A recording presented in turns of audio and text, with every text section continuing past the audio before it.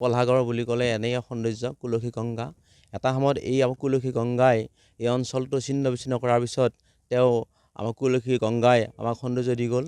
কুলসী গংগাৰ আমাৰ যিটো ৰাসৰ যিটো পৰিৱেশ এনেই সৌন্দৰ্যমূলক হৈ আছে। আমি আশা কৰিম সকলো ৰাইজ আহক আৰু এই ৰাসৰ যিটো আমাৰ প্ৰথম বছৰৰ কাৰণে এই ৰাস আমাৰ আৰম্ভ হৈছে। এই প্ৰথম আৰম্ভণিত মই নাম ক'ব লাগিব হীৰক ডেকা, মুকুট ডেকা আৰু বিশ্বজিৎ কছাৰীয়ে এই আপোনাৰ ৰাসৰ প্ৰথম আৰম্ভণিৰ যি ভাৱমুক্তি আৰম্ভ কৰিছিল। তেওঁলোকক আজি এই শুভ মুহূৰ্তত তেওঁলোকৰ নামটো স্বীকাৰ কৰিছোঁ আৰু সকলো ৰাইজক আহ্বান জনাইছোঁ আপোনালোকে আহক আৰু কুলসী গংগাৰ সৌন্দৰ্য গ্ৰহণ কৰক। অসমৰ ভিতৰতেই মই অনুভৱ কৰিছোঁ আমাৰ কুলসী গংগাৰ যি ৰাসৰ যি সৌন্দৰ্য শ্ৰেষ্ঠ হিচাপে পৰিণত হ'ব। এই কুলসী গংগাৰ ভক্তগণৰ ৰাইজক যি আমাৰ পূব টংলা আঞ্চলিক আপোনাৰ যি ৰাসৰ আমি আশা কৰিছোঁ এটা সুন্দৰ পৰিৱেশ, এটা আগে পিছে তাৰমানে এটা নোপোৱা সুন্দৰ পৰিৱেশ পাব। আমি এই মুহূৰ্তত আহ্বান জনাম সকলোৱে আহক আমাৰ এই কুলসী গংগাৰ ৰাসৰ সৌন্দৰ্য সকলোৱে গ্ৰহণ কৰক। কুলসী গংগাৰ উত্তৰ অঞ্চলৰ ভিতৰতেই কুলসী গংগা বিশেষকৈ চণ্ডী আৰু বিভিন্ন শাস্ত্ৰসন্মতভাৱে কুলসী গংগাটো স্বীকৃতিপ্ৰাপ্ত আমাৰ গংগা হিচাপে আপোনাৰ স্বীকৃতিপ্ৰাপ্ত আহিছে।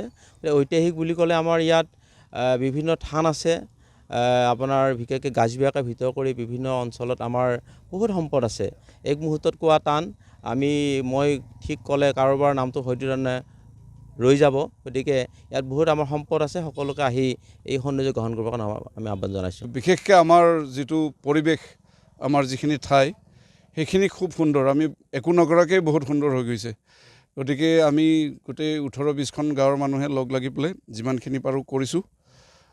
একেবাৰে নোহোৱা বস্তুটোৱে হৈছে পইচা আৰু থকা বস্তুটো হৈছে আমাৰ মন আৰু একাগ্ৰতা। গতিকে হৈ আছে আৰু প্ৰায় আমি বাজেট হিচাপে কৰিব গ'লে 10 লাখমান টকাৰ এখন ৰাস, কিন্তু আমাৰ হাতত এটা টকাও নাই। চবেই ডনেট কৰিছে, মূৰ্তিবিলাক কোনোবাই দিছে, নাম কোনোবাই বেলেগে দিছে, খুলীয়া ভাৱৰীয়া কোনোবাই বেলেগে দিছে। আমি তেনেকৈয়ে কৰিছোঁ আৰু শ্ৰদ্ধা আৰু মৰম আৰু চবৰে আশীৰ্বাদ আছে। আমি নদীখনক আমি খুব সুন্দৰভাৱে আঁকোৱালি লৈছোঁ, দলংখনক আমি সুন্দৰভাৱে আঁকোৱালি লৈছোঁ আৰু দলংখনক একো আঘাত নকৰাকৈ, নৈখনক একো ডিষ্টাৰ্ব নকৰাকৈ আমি গোটেই ডিজাইনবিলাক কৰিছোঁ আৰু এটা প্ৰাকৃতিক সৌন্দৰ্যৰ মাজত ৰাসখন হ'ব। আৰু আমি গম নোপোৱাকৈ মানুহে বহুত আমাক ফিডবেক দি আছে আৰু চবেই আশাবাদী আৰু মানুহবিলাকে আমাক এতিয়া ৰাস নহওঁতেই মানুহে আহি চাই গৈ আছে। গতিকে সেইটোৰ পৰা আমি কাম কৰিবৰ কাৰণে যথেষ্ট শক্তি পাইছোঁ। কম্পিটিশ্যনবিলাক আছে বহুত। আমাৰ কালচাৰেল ছেক্ৰেটাৰী আছে, তাত দিহানাম আছে, আইনাম আছে, লোকগীতৰ প্ৰতিযোগিতা আছে, খুলীয়া ভাৱৰীয়া প্ৰতিযোগিতা নহয় প্ৰদৰ্শন হ'ব, নাগাৰা নাম আছে, আমাৰ সুভাষ আহিব, তাৰপিছত বৈজন্তী বাইদেউ আহিব আৰু এনেকৈ আছে আমাৰ লোকেল যিবিলাক সমন্বয় থলী। ইয়াত দুৰ্গা পূজাও হৈ গ'ল, ইয়াত এতিয়া ৰাস হ'ব, ইয়াৰ পিছত আকৌ মনসা পূজাও হ'ব, ইয়াৰ পিছত আকৌ বিহু হ'ব। বিভিন্ন ধৰণৰ এটা অনুষ্ঠান ইয়াত চলি থাকিব। বিভিন্ন জাতি বৰ্গ নিৰ্বিশেষে আমি ইয়াত থাকোঁ, গোটেইখিনি মানুহ। আমি গেটবিলাকো তেনেকৈ ডিজাইন কৰিছোঁ আৰু আমাৰ লগত যিহেতু ওতঃপ্ৰোতভাৱে জড়িত আমাৰ নৰ্থ ইষ্ট বা অসমৰ মানুহখিনি বাহিৰে গোটেই গাঁৱৰ মানুহে কমচে কম হাজাৰ বাঁহ দিছে আমাক। গতিকে তেনেকৈ আমি গোটেই কৰিছোঁ। মই ভাবিছিলোঁ ৰাইজে সঁহাৰি দিলে। সমন্বয়ৰ এনাজৰী এক অবিৰত যাত্ৰা এই বাণীৰে এইবেলি পোনপ্ৰথমবাৰৰ বাবে পূব টংলা আঞ্চলিক শ্ৰীকৃষ্ণৰ ৰাস উৎসৱ উদযাপন সমিতিয়ে 15 নৱেম্বৰৰ পৰা 21 নৱেম্বৰলৈ 7দিনীয়া বৰ্ণাঢ্য কাৰ্যসূচীৰে এই ৰাস উৎসৱটি উদযাপন কৰিবলৈ আগবাঢ়িছোঁ। আমি এটাই কথা ক'ব লাগিব যে পূব টংলা আঞ্চলিক এই ৰাস উৎসৱ উদযাপন সমিতিয়ে আজি 2 মাহ আগৰ পৰাই দিনে নিশাই এই ৰাস উৎসৱৰ লগত বিভিন্ন ধৰণৰ কাম কৰি আহিছে আৰু এই ক্ষেত্ৰত কিন্তু আমি বিশেষকৈ পূব টংলা অঞ্চলৰ প্ৰায় 20খন গাঁৱৰ ভক্তপ্ৰাণ ৰাইজে যি সহায় সহযোগিতা আগবঢ়াইছে, এই ক্ষেত্ৰত আমি পূব টংলা আঞ্চলিক ৰাস উৎসৱ উদযাপন সমিতিৰ তৰফৰ পৰা তেওঁলোক আটাইলৈকে আমি ধন্যবাদ আৰু কৃতজ্ঞতা জ্ঞাপন কৰিছোঁ। আৰু ইয়াৰ পিছতে আমাৰ অহাকালিৰ পৰা অৰ্থাৎ 15 নৱেম্বৰৰ পৰা আমাৰ 21 নৱেম্বৰলৈ বিভিন্ন ধৰণৰ কাৰ্যসূচী আছে। গতিকে অহাকালি ৰাতিপুৱা আমাৰ বন্তি প্ৰজ্বলনৰ পিছতেই আমাৰ পূব টংলা আঞ্চলিক ৰাস উৎসৱ উদযাপন সমিতিৰ স্থায়ী সমিতি আৰু উদযাপন সমিতিৰ পতাকা উত্তোলন কাৰ্যসূচীৰ পিছৰ পৰা আমাৰ মুখ্য দ্বাৰ মুকলি থাকিব। আৰু ইয়াৰ উপৰিও আমাৰ দুপৰীয়াৰ ভাগত আমাৰ মূল প্ৰতিমা মণ্ডপ আমাৰ মূৰ্তিদাতাসকলে আমাক স্থাপন কৰিব। ইয়াৰ পিছতে আমাৰ সন্ধিয়াৰ ভাগত আমাৰ ভাগৱত পাঠ অনুষ্ঠান কাৰ্যসূচী আছে আৰু তাৰপিছতে আমাৰ অহাকালিৰ পৰা পৰহিৰ পৰা আমাৰ বিভিন্ন ধৰণৰ কাৰ্যসূচী আমি ৰাখিছোঁ। গতিকে আমাৰ সাংস্কৃতিক শোভাযাত্ৰাৰ কাৰ্যসূচী আছে।